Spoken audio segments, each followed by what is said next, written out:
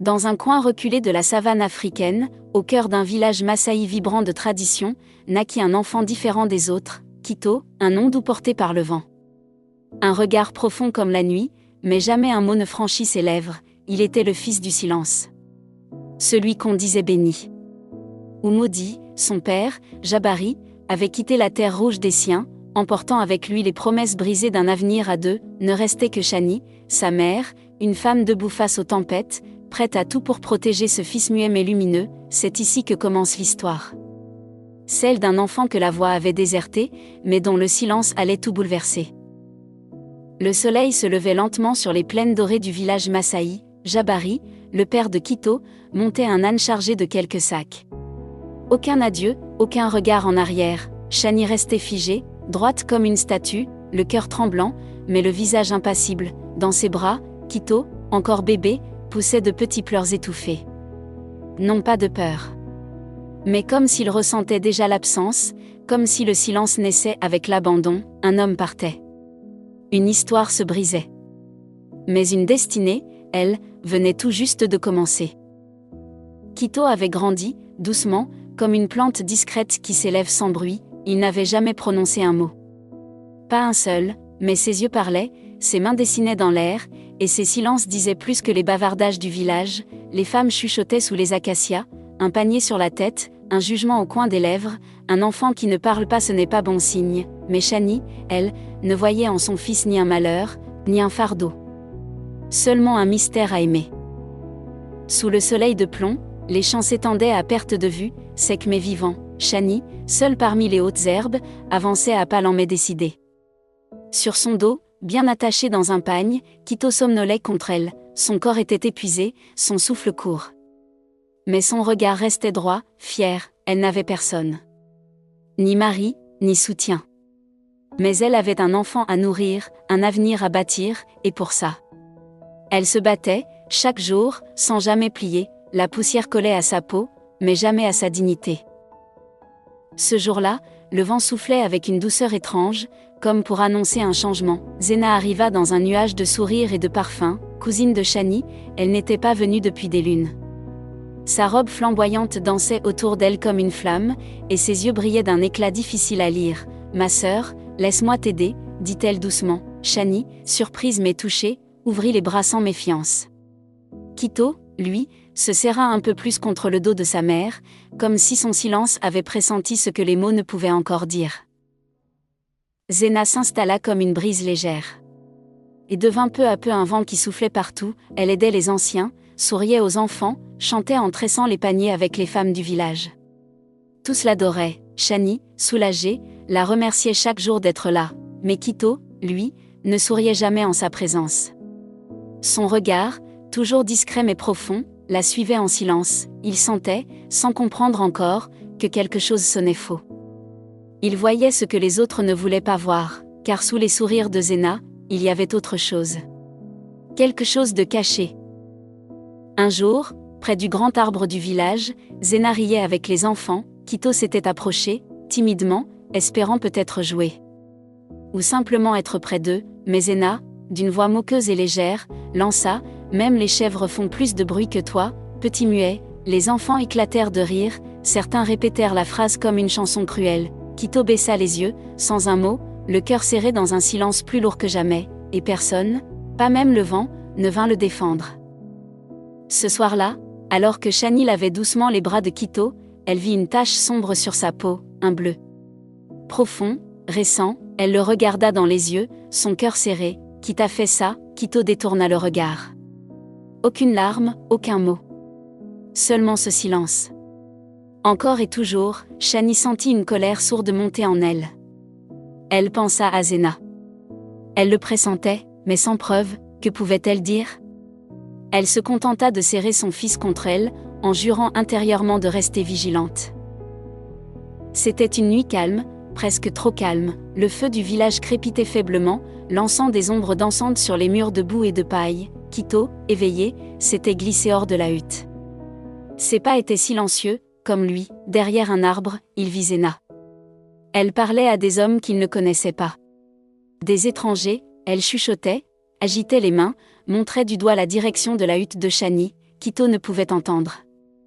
Mais il comprenait, quelque chose se tramait. Et cette fois, son silence serait une force. Cette nuit-là, alors que les étoiles veillaient sur le silence de la savane, Quito s'endormit la tête pleine d'ombre et de doute. Dans son rêve, il se retrouva face à un lion blanc, majestueux mais blessé, allongé sous un acacia tordu par le vent. Le lion ne parla pas avec des mots. Ses yeux, dorés et fatigués, suffisaient, ils se comprenaient. Deux âmes silencieuses marquées par la douleur. Au matin, Quito se leva avant le chant du coq. Il traça dans la poussière le dessin de ce lion, avec soin, avec foi, c'était le début de quelque chose.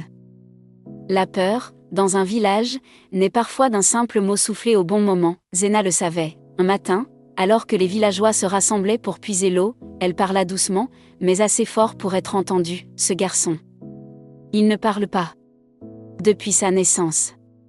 Vous ne trouvez pas ça étrange? Elle leva les yeux vers le ciel, comme si une force invisible l'habitait. Il attire le silence, le malheur. Même les chèvres le fuient. Peu à peu, les regards changèrent.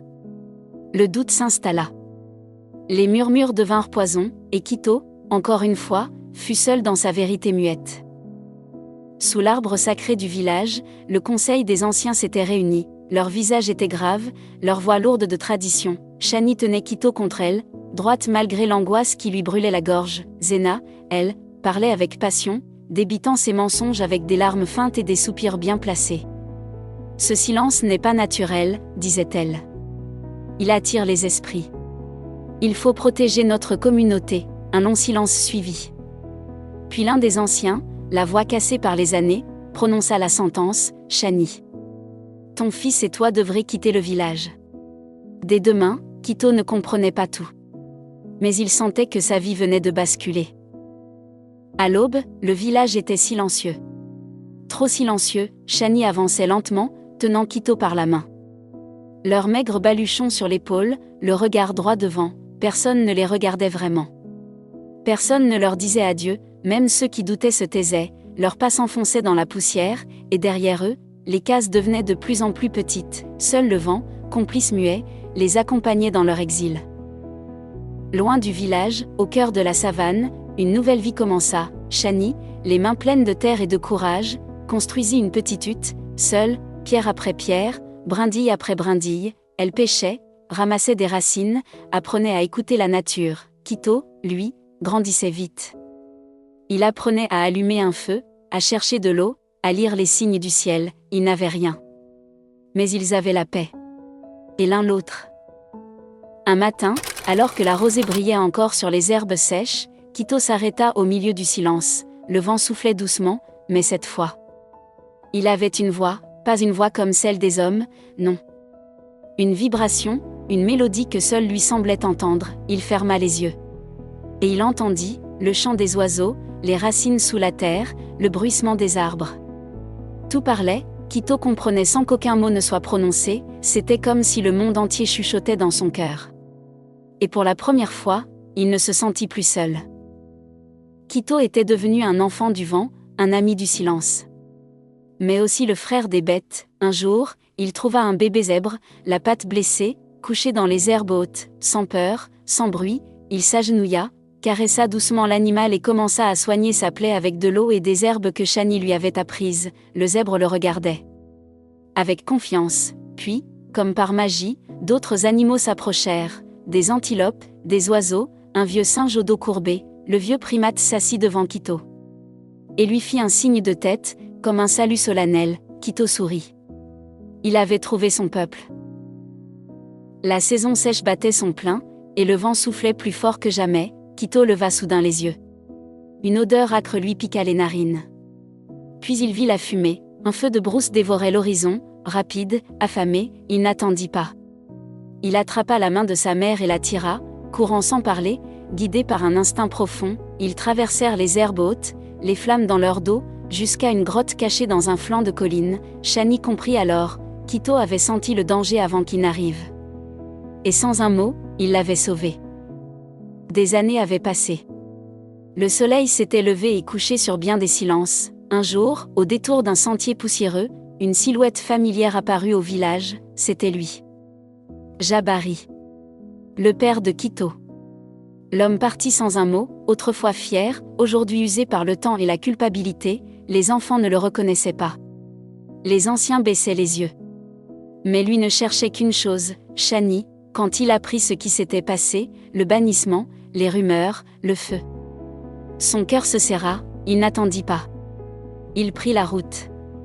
Cette fois, non pour fuir, mais pour réparer. Il devait retrouver son fils. Et lui parler.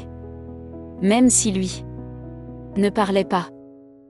Le soleil déclinait lentement, peignant la savane d'une lumière dorée quand Jabari aperçut une silhouette familière au loin, c'était elle. Chani, accroupie devant une petite hutte, les mains dans la terre. À ses côtés. Quito, Jabari s'approcha lentement, comme si le sol pouvait se briser sous ses pas. Chani se leva, figé. Quito se tourna vers lui, les yeux calmes, profonds, un long silence s'installa. Aucun cri. Aucune accusation, puis, doucement, Quito s'avança. Il fixa l'homme, longuement, comme s'il écoutait le passé en silence, et il le prit dans ses bras. Jabari ferma les yeux. Son fils ne parlait toujours pas, mais il venait de lui offrir ce qu'aucune parole ne pouvait contenir, le pardon.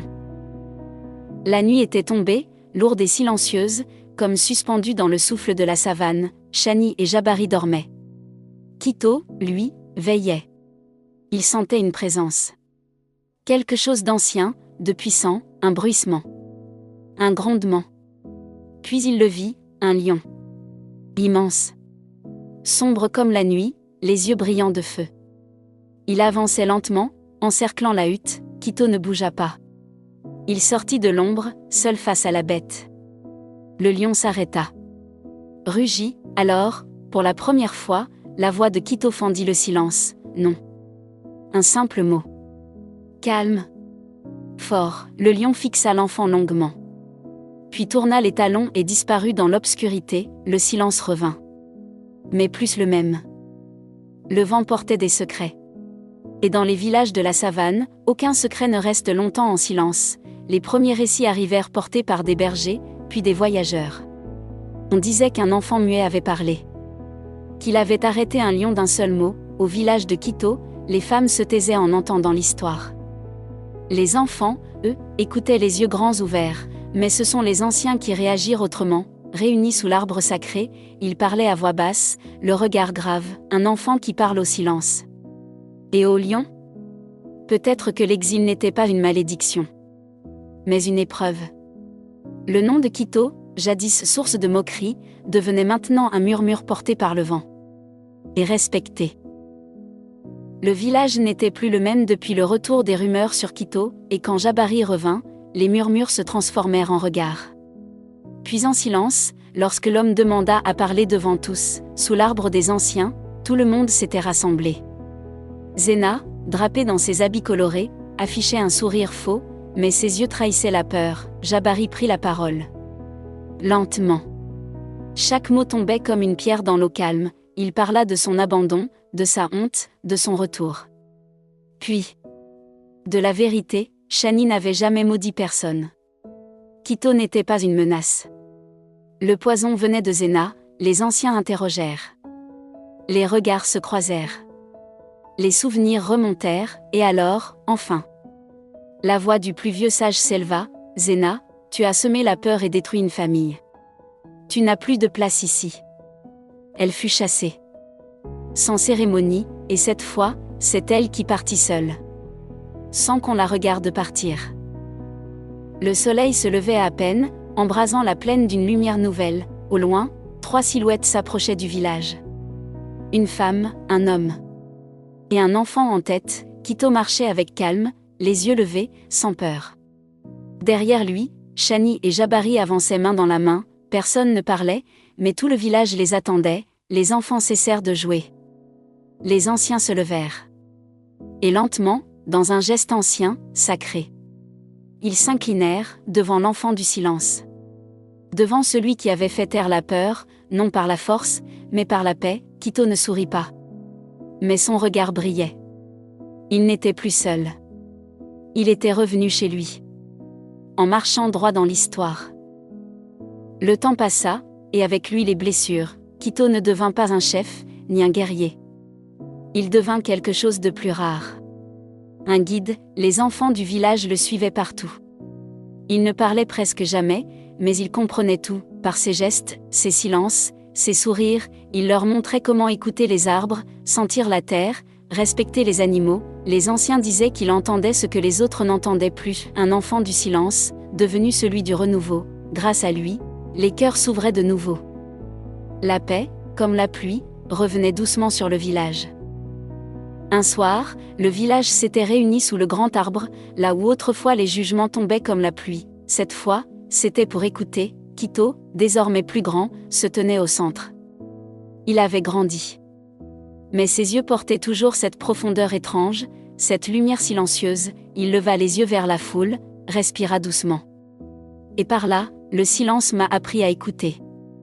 Un frisson parcourut l'assemblée. Les plus jeunes se penchèrent vers l'avant. Vous devez entendre. Avec le cœur. Pas un mot de plus, mais aucun n'était nécessaire. Ce soir-là, le village apprit à écouter comme jamais auparavant. Sur une colline baignée de lumière, Quito s'était assis seul, face au soleil couchant. Le ciel embrasé peignait l'horizon de rouge et d'or, et le vent caressait l'herbe comme une chanson ancienne. Il ferma les yeux. Autour de lui, les bruits du monde semblaient s'arrêter. Seul le souffle du vent murmurait, doux et profond, pas un mot, pas un cri. Juste un sourire, paisible, immense, vrai. Ce soir-là, dans le silence du vent, Quito n'était plus l'enfant rejeté, il était l'enfant du monde, et le monde chantait pour lui.